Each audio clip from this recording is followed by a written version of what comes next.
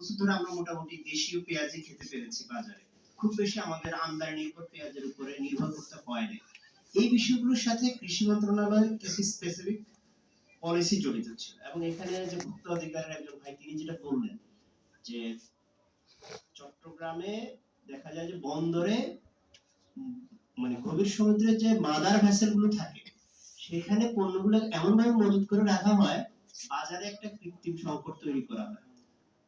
গত বছর যেটা চট্টগ্রামের প্রশাসন করেছেন, তারা এই বিষয়টা ফাইন্ড আউট করতে পেরেছিলেন এবং তারা ম্যাজিস্ট্রেট পাঠিয়ে সাগরে ম্যাজিস্ট্রেট পাঠিয়ে দেন, তারপর সেখান থেকে পণ্য খালাসের ব্যবস্থা করেছেন। বলছেন যে কোন পণ্য কোন মানে মজুত করে রাখা বা কোন জায়গাতে জমিয়ে রাখার কোনো সুযোগ নেই। এবং আমরা মিডিয়াতে দেখেছি চট্টগ্রামের তদানীন্তন জেলা প্রশাসক তিনি ভালো একটা ভূমিকা পালন করেছেন। এখন এই বিষয়গুলো মানে যে প্রশাসন যে ভূমিকা পালন করবে, ম্যাজিস্ট্রেটরা যে অভিযান চালাবে মজুতদারির বিরুদ্ধে, এগুলো নির্ভর করে কিন্তু সরকারের সদিচ্ছার উপর। দুঃখজনক ভাবে হলো যে আমাদের আমাদের ভোটারদের ভাবনায় এই বিষয়গুলো যে আমার কোন দলকে বা কোন প্রার্থীকে আমি ভোট দিলে আমার এই বিষয়গুলোতে জনগণের যে প্রত্যাশা সেটা পূরণ হবে বা জনগণের জন্য একটা সহনশীল দ্রব্যমূল্যের লেভেল থাকবে, এই বিষয়গুলো অনেকেই বিবেচনা করে ভোট দেয় না।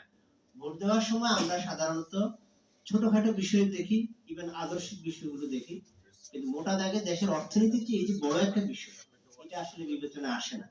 এবং আমাদের রাজনৈতিক দলগুলো যে ইশতেহার প্রণয়ন করেন, প্রার্থীরা যে ইশতেহার প্রণয়ন করেন, আমরা আজকের এই গোল টেবিল আলোচনা থেকে এই দাবি জানাতে চাই, এখনো যেসব প্রার্থীরা এবং রাজনৈতিক দলগুলো তাদের নির্বাচনী ইশতেহার জনসমক্ষে প্রকাশ করেন নাই বা এখনো তারা এগুলো ঘোষণা করছেন, আমরা এই দাবি জানানো দরকার। আমি মনে করি যে যাতে তাদের ইশতেহারে দ্রব্যমূল্য নিয়ন্ত্রণে এবং দ্রব্যমূল্য যাতে মানুষের ক্রয় সীমার মধ্যে থাকে সেই বিষয়টাতে ওনারা কি পদক্ষেপ নেবেন এই ব্যাপারে একেবারে সুনির্দিষ্ট প্রস্তাবনা থাকা দরকার।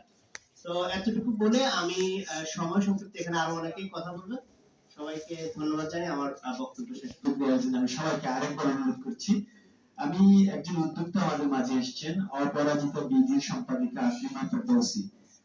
আমি আকলিমা ফেরদৌসীকে তার বক্তব্য দেওয়ার জন্য অনুরোধ করছি। তো আসলে আমাকে যে বিষয়ে কিছু বলতে বলা হয়েছে, মূলত দ্রব্যমূল্য এবং একজন ভোটার হিসেবে আমাদের ভাবনা কি বা আমরা কি দেখছি এই বিষয়টাকে সামনে রেখে আমি কিছু কথা বলছি। তো আমরা যদি তাদের দিকে খেয়াল করি যে যারা কার্ড দিয়ে সুপার শপ থেকে বাজার করেন, আসলে তাদেরকে এক পাশে রেখে আমাদের সমাজে যারা নিম্ন মধ্যবিত্ত এবং মধ্যবিত্ত শ্রেণীর আছেন, সেই সাথে আমাদের যে গার্মেন্টস শ্রমিকরা আছেন, তারা কি চিন্তা করছে, তাদের জীবনে দ্রব্যমূল্যটা কি প্রভাব বিস্তার করছে, এই বিষয়টাকে সামনে রেখে আমি কিছু কথা বলতে চাচ্ছি। আমি